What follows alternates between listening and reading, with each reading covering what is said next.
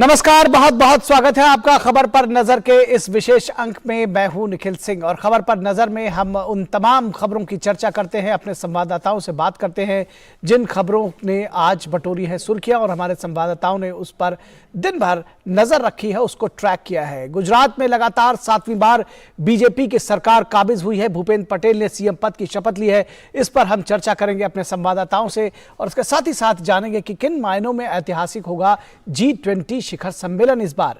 इस पर भी चर्चा होगी। साथ ही साथ चर्चा होगी कि मानहानि मामले में मनीष सिसोदिया की अर्जी सुप्रीम कोर्ट ने खारिज की है और किस तरह से अब मनीष सिसोदिया की मुश्किलें बढ़ सकती हैं, इस पर भी बात करेंगे।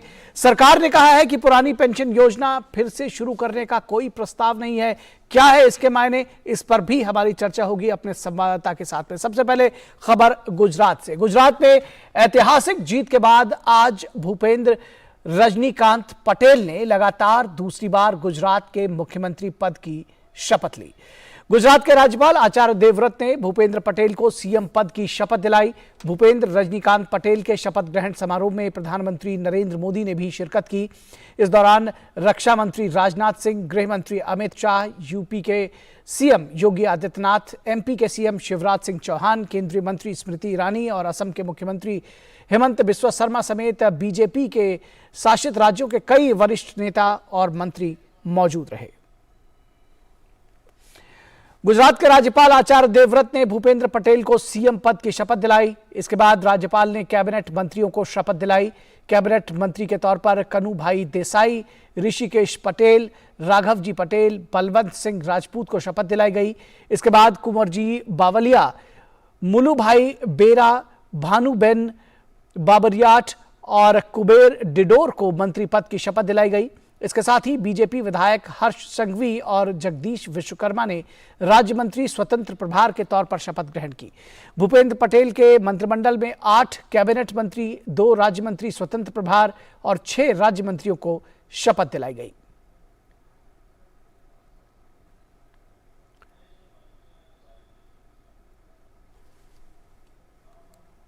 शपथ ग्रहण समारोह के बाद प्रधानमंत्री नरेंद्र मोदी ने सीएम भूपेंद्र पटेल को बधाई दी।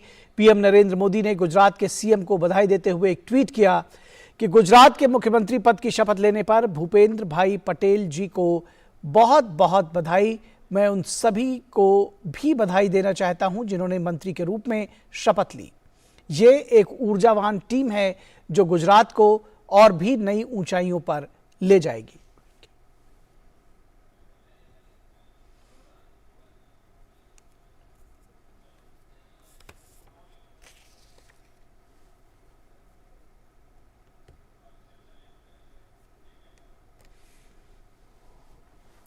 और इस पूरी खबर पर बातचीत करने के लिए हमारे साथ में 2 संवाददाता जुड़ रहे हैं। एक अहमदाबाद से मेघना देव और दिल्ली से शैलेंद्र मिश्रा।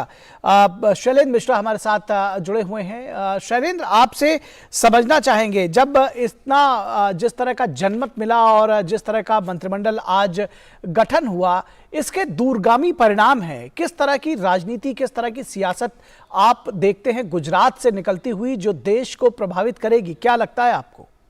देखिए, पहली बात तो यह है कि जब मंत्रिमंडल शपथ ले रहा था तो सभी की निगाहें इस बात पर थी कि गुजरात में जिस तरह के नतीजे आए हैं उस हिसाब से क्या संतुलन दिखेगा। तो हमने देखा कि आदिवासी इलाकों में जिस तरह से बीजेपी को एक बहुत बड़ी सफलता मिली और अधिकांश सीटें बीजेपी के झोले में आई।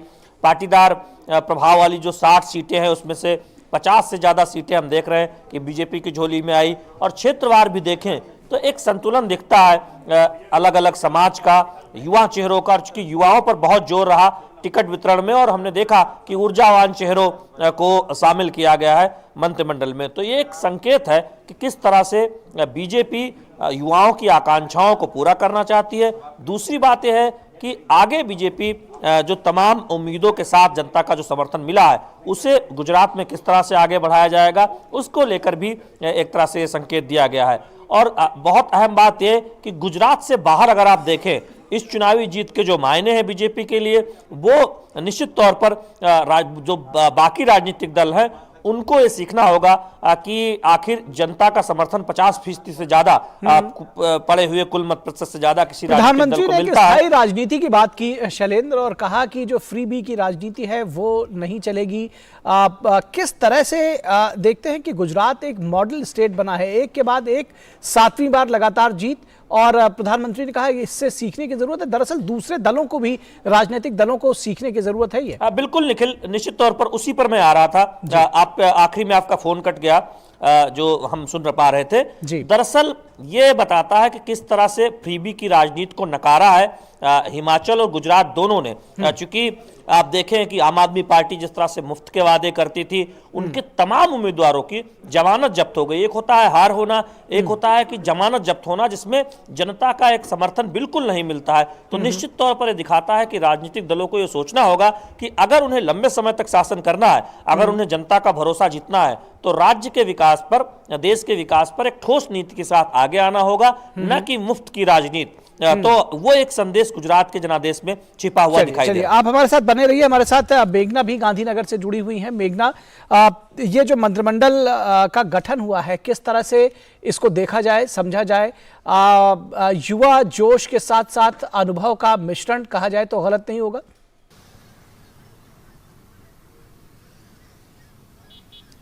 देखिए, अगर बात कहें तो पहले अटकलें ये लगाई जा रही थी निखिल कि एक्सपैंडेड कैबिनेट होगा। मतलब कैंडिडेट जो, अगर हम देखें काउंसिल ऑफ मिनिस्टर्स जो मंत्रिमंडल है, वो तकरीबन उम्मीद लगाई जा रही थी कि 20 से 25 लोगों का समावेश इसमें किया जाएगा।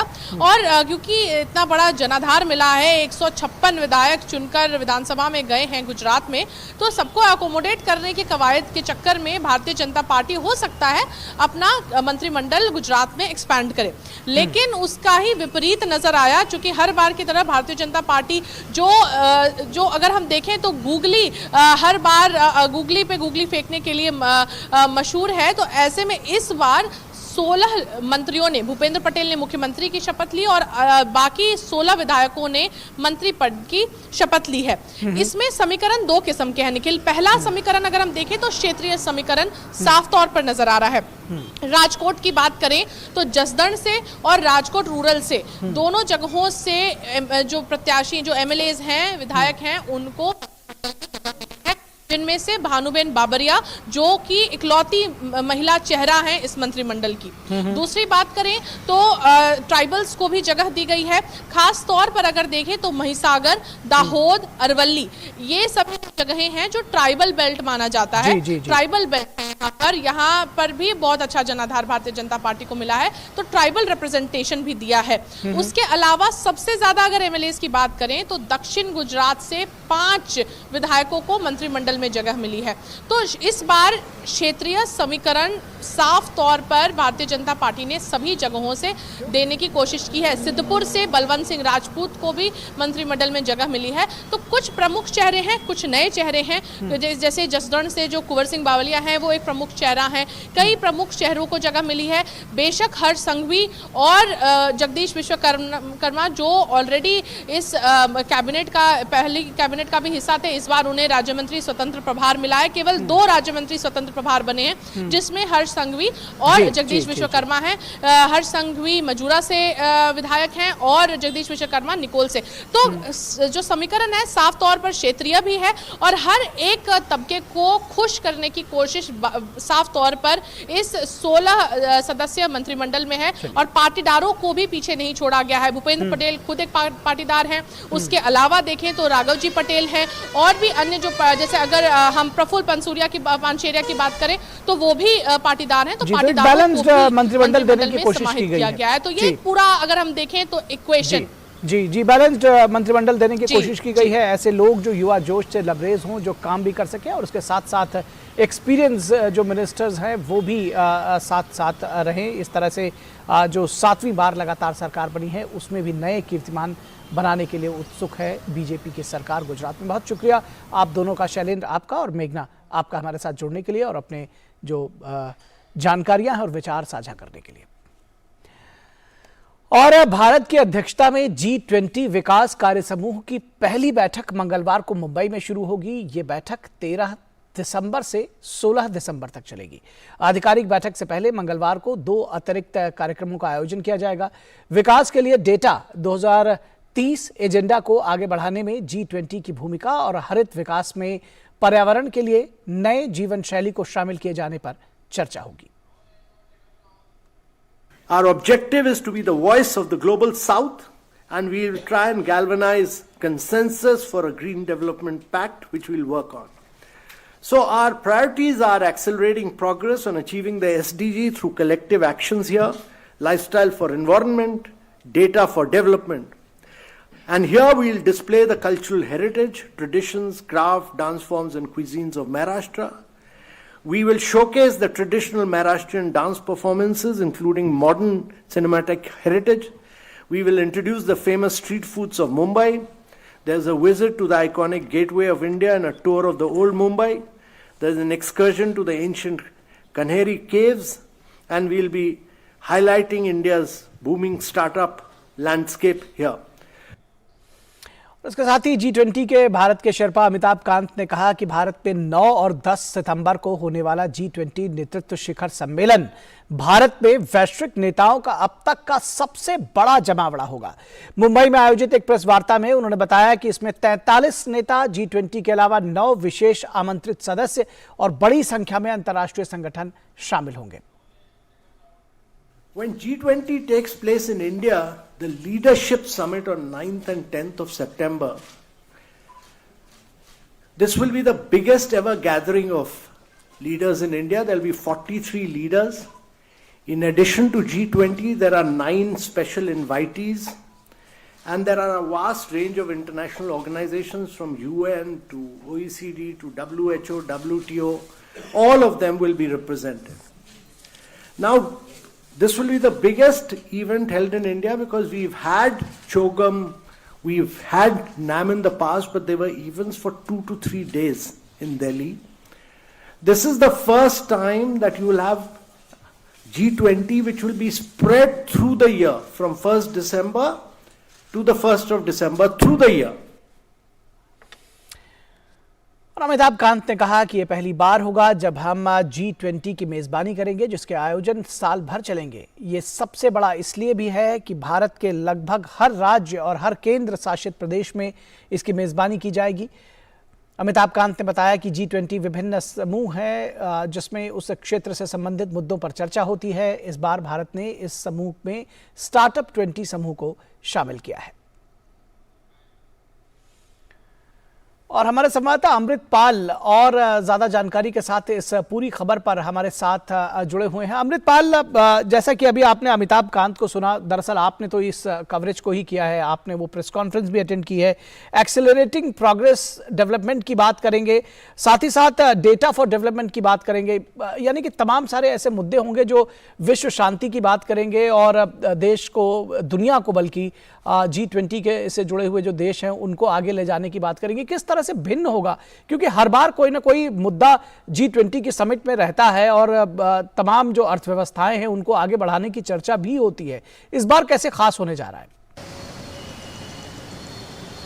देखिए, पहले तो मैं ये बता दूं कि G20 की जो स्ट्रक्चर क्या है, इनकी ये जो भारत ने 1 दिसंबर को प्रेसिडेंसी अज्यूम की, पहली शेरपा मीटिंग उदयपुर में हुई पिछले हफ्ते, जहां पर एसेंशियली शेरपास ने, भारत ने अपना एजेंडा रखा, बाकी कंट्रीज के शेरपास ने उस पर अपना फीडबैक दिया। अब ये नेगोशिएशंस का प्रोसेस स्टार्ट हो गया है। इसके 2 ट्रैक्स होते हैं, एक फाइनेंस ट्रैक जो बेंगलुरु में सेंट्रल बैंक गवर्नर्स और फाइनेंस डेप्यूटीज की मीटिंग हो रही है, यहाँ मुंबई में डेवलपमेंट वर्किंग ग्रुप की मीटिंग हो रही है। यहाँ पर 2 दिन की ये जो बैठक है इसमें एसेंशियली फोकस रहेगा, जैसे आपने कहा, कि सस्टेनेबल डेवलपमेंट गोल्स की प्रोग्रेस को फास्ट ट्रैक करना और उसको अचीव करने में तेजी लाना। दूसरा लाइफ या लाइफस्टाइल फॉर एनवायरनमेंट, एक आइडिया जिसका जिक्र प्रधानमंत्री मोदी ने पहली बार ग्लासगो की कॉप कॉन्फ्रेंस में किया था, वो। तीसरा डेटा फॉर डेवलपमेंट या टेक्नोलॉजिकल ट्रांसफॉर्मेशन लाना और पब्लिक डिजिटल इंफ्रास्ट्रक्चर को और बढ़ावा देना। देखिए, भारत का मॉडल जो अमरीकी मॉडल है, जैसे मैं उदाहरण के तौर पे कहूं, वहां बिग टेक कंपनीज हैं, गूगल है, अमेजॉन है, फेसबुक है, मेटा है, ये कंट्रोल करती हैं। तो बिग टेक की अपनी समस्याएं हैं। यूरोपियन मॉडल है कि गवर्नमेंट बहुत ही ज्यादा हावी है, कि जी प्राइवेसी एक बड़ा इशू है वहां पर, तो गवर्नमेंट बहुत ही हावी है। भारत का जो मॉडल है वो इससे मुख्तलिफ है। भारत का मॉडल है कि आप इनोवेशन को प्रमोट करें, आप डिजिटल इंफ्रास्ट्रक्चर क्रिएट करें और जो गवर्नेंस है उसको डिलीवर करें। आप देखिए कोविड के दौरान आपने दुनिया का सबसे बड़ा वैक्सीनेशन प्रोग्राम चलाया कोविन के जरिए, आपने यूपीआई ट्रांजैक्शंस की, आपने जनधन खाते खोले जिसमें अबाउट 56% महिलाएं हैं, इतनी सारी महिलाएं जो अनबैंक्ड थी वो अब उसमें जुड़ी हैं। तो आपका एक इंक्लूसिव डिजिटल ग्रोथ है कि आप रेडी पटरी वाले को 5 रुपए की पेमेंट करना चाहते हैं, आप अपना कोई भी यूपीआई निकालते हैं और यूपीआई ट्रांजैक्शन के थ्रू करते हैं। तो भारत इस मॉडल को आगे लेके चलना चाहता है कि आप ग्रोथ कीजिए, वो ग्रोथ जो सबको साथ लेके चले, जो इंक्लूसिव हो, चाहे वो स्टार्टअप्स के द्वारा हो। स्टार्टअप्स देखें, 80,000 स्टार्टअप्स हैं आपके मुल्क में, हर महीने 4 यूनिकॉर्न खुलते हैं। देखें 106 यूनिकॉर्न्स हैं आप पे। तो आप इनोवेशन या ग्लोबल ग्रोथ जो है, जो G20 एक प्राइमरीली इकोनॉमिक फोरम है, ग्लोबल ग्रोथ को इंक्लूसिव, सस्टेनेबल और रेजिलिएंट बनाना और जन भागीदारी उसमें होना, वो मॉडल है। और भारत को ये मानना है कि यही मॉडल सस्टेनेबल है, यही मॉडल इंक्लूसिव है, यही मॉडल दुनिया की भलाई कर सकता है, ना कि कुछ सिलेक्टेड हाथों में आप टेक्नोलॉजी पकड़ा दें और ज्यादातर आवाम को उससे वंचित रख दें। तो इन सारे मामलात पर इस डेवलपमेंट वर्किंग ग्रुप पर बहस होगी इस 2 दिन की बैठक पे। निखिल, चलिए, बहुत शुक्रिया इस तमाम बातचीत और जानकारी के लिए। आपने विस्तार से न सिर्फ इसकी जानकारी दी बल्कि दर्शकों को समझाया भी। बहुत शुक्रिया अमृत। और संसद का शीतकालीन सत्र जारी है। शीतकालीन सत्र के दूसरे सप्ताह के पहले दिन कामकाज बिना किसी गतिरोध के चला। राज्यसभा में ऊर्जा संरक्षण संशोधन विधेयक व्यापक चर्चा के बाद पारित हो गया। चर्चा का जवाब देते हुए ऊर्जा मंत्री आर.के. सिंह ने कहा कि भारत ने नवीकरणीय ऊर्जा के मामले में जितना काम किया है उतना किसी ने नहीं किया है। उन्होंने कहा कि उत्सर्जन कटौती के अपने लक्ष्य को भारत ने समय से पहले ही प्राप्त कर लिया है। दरअसल ये विधेयक केंद्र सरकार को कार्बन क्रेडिट ट्रेडिंग योजना निर्दिष्ट करने का अधिकार देता है। वहीं सरकार ने स्पष्ट किया है कि केंद्रीय कर्मचारियों के लिए पुरानी पेंशन योजना फिर से शुरू करने का कोई प्रस्ताव नहीं है। वित्त राज्य मंत्री डॉक्टर भगवत कराड़ ने आज लोकसभा में यह जानकारी दी। उन्होंने कहा कि राजस्थान, छत्तीसगढ़ और झारखंड सरकारों ने अपने कर्मचारियों के लिए पुरानी पेंशन योजना फिर बहाल करने का फैसला किया है। कराड़ ने कहा कि इन राज्यों ने केंद्र और पेंशन कोष नियामक और विकास प्राधिकरण PFRDA को राष्ट्रीय पेंशन प्रणाली के तहत कर्मचारियों की संचित राशि वापस करने के लिए प्रस्ताव भेजा है। वित्त राज्य मंत्री ने कहा कि PFRDA अधिनियम और अन्य प्रासंगिक नियमों के अंतर्गत सरकार और कर्मचारियों के योगदान को वापस करने का कोई प्रावधान नहीं है। और इस पूरी खबर पर बातचीत करने के लिए हमारे संवाददाता नीरज सिंह हमारे साथ जुड़े हुए हैं। नीरज, अभी तक आपने देखा चुनावों में ओल्ड पेंशन स्कीम एक बड़ा मुद्दा थी और अब आज केंद्र सरकार ने, आपने सुना कि मंत्री ने साफ तौर पर कह दिया कि ये संभव नहीं है। किस तरह से देखते हैं इस पूरी खबर को? क्या कुछ कहा गया है सरकार की तरफ से? क्या टेक्निकल इसका इशू है पेंच? और किस तरह से इस पूरी सियासत जो इससे उपजी है उसके बारे में बताइए। देखिए, बिल्कुल ये कहीं ना कहीं निखिल पूरी सियासत है। अगर आप देखें कि मार्च 2004 में जब इसको बंद किया गया था, उसके बाद अगर आप देखें कि जो यूपीए की सरकार है वो भी सत्ता में आई थी और मनमोहन सिंह प्रधानमंत्री बने थे।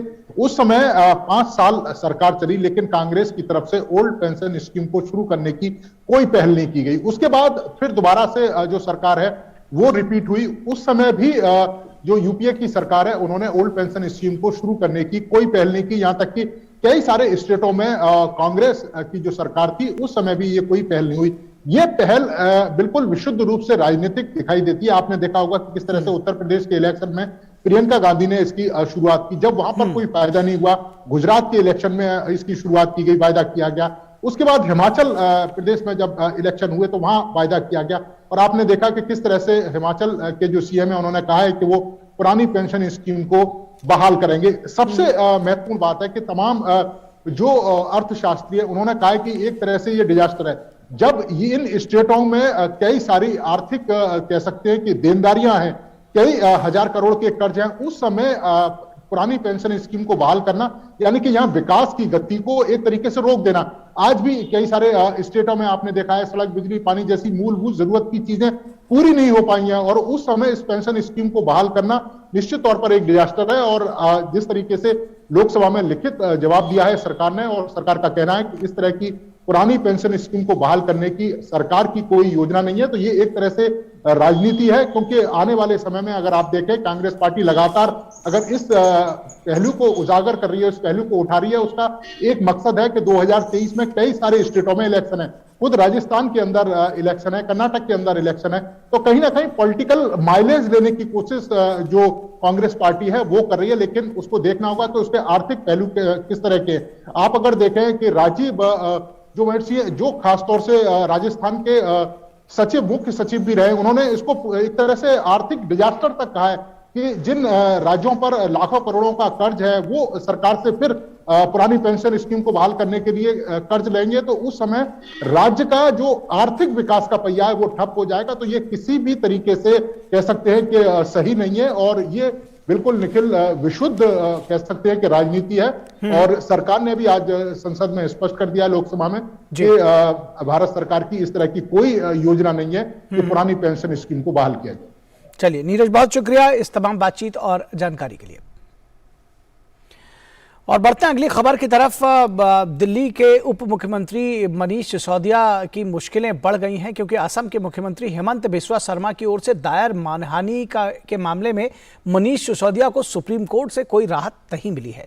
सुप्रीम कोर्ट ने मानहानि मुकदमे में निचली अदालत में चल रही कार्रवाई रद्द करने की सिसोदिया की अर्जी को खारिज कर दिया है। कोर्ट ने कहा है कि अगर आप बहस को इस तरह से नीचे ले जाते हैं तो आपको इसका नतीजा भुगतना होगा। कुछ महीने पहले सिसोदिया ने प्रेस कॉन्फ्रेंस करके हेमंत बिस्वा शर्मा पर आरोप लगाया था कि कोरोना के दौरान उन्होंने राज्य के लिए अपनी पत्नी की फर्म से महंगे दाम पर पीपीई किट खरीदी थी। इसके बाद हेमंत ने उनके खिलाफ मानहानि का मुकदमा दायर किया था।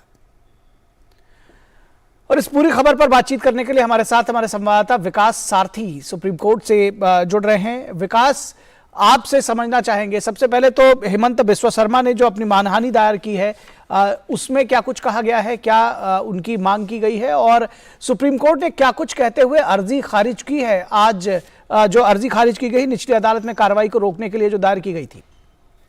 जी निखिल, सबसे पहली बात, क्रिमिनल डिफेमेशन में ये कहा गया कि जो उनके ऊपर आरोप लगाए गए हैं शर्मा के ऊपर, वो पूरी तरह बेबुनियाद हैं, उससे उनकी छवि को नुकसान पहुंचा है और उनको बेवजह एक विवाद में घसीटा गया है। तो क्रिमिनल डिफेमेशन में यही सारी दलीलें दी गई हैं। इसके खिलाफ जब मनीष सिसोदिया सुप्रीम कोर्ट पहुंचे तो आज कुछ काफी सख्त टिप्पणियां भी सुप्रीम कोर्ट की थी। कोर्ट ने यह कहा कि जब आप अपने डिस्कोर्स को, अपनी राजनीतिक बयानबाजी को इतने निचले स्तर तक ले जाएंगे तो आपको किसी ना किसी की तरह की प्रतिक्रिया के लिए भी तैयार रहना चाहिए। कोर्ट ने यह साफ कर दिया कि वो किसी भी स्थिति में स्टे नहीं देगा इस मामले में, और बेहतर होगा कि मनीष सिसोदिया इस क्रिमिनल डिफेमेशन के जो सूट है इसका सामना करें। और इसमें उनको डरना भी नहीं चाहिए, क्योंकि क्रिमिनल डिफेमेशन में सीधी सी बात है, अगर उनकी दलीलों में इतना ही दम है तो जिसको बोलते हैं कि truth is a defence in a criminal defamation case, तो अगर उनकी बातों में दम है, जो उन्होंने आरोप लगाए थे, तो उनको इससे घबराने की जरूरत नहीं है। उनको इसमें राहत मिल जाएगी निचली अदालत से, तो वो सुप्रीम कोर्ट तक